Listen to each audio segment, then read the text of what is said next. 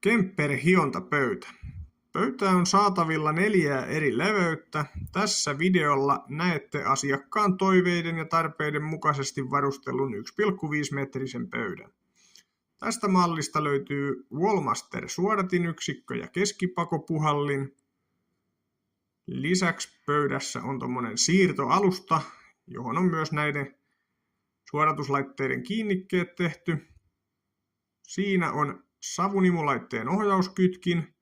Lisäksi pöytä on varusteltu sähkösarjalla, joka sisältää LED-valot sekä 2 kappaletta pistorasioita. Pöydän alaosasta löytyy hiontajätteen keräysastia, joka tulee kätevästi kokonaan ulos vaan vetämällä. Sen voi sitten käydä kippaamassa johonkin isommalle jäteastialle. Pöydän hiontaritilätaso on irti. Sen saa sitten kätevästi vaihdettua vaikka uuteen joskus, jos on tarve. Hiontapölyjen ja savujen imu tapahtuu pöydän takaseinän kautta.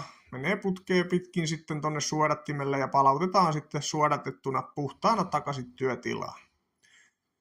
Pöydässä on avattavat sivuposket ja katto. Tässä mallissa tosin tuo oikeanpuoleinen poski ei aukea, koska suodatin asennukset on tehty tonne oikealle puolelle asiakkaan toiveiden mukaisesti. Yleisimmin puhallin ja suodatin asennukset tehdään tonne pöydän takapuolelle.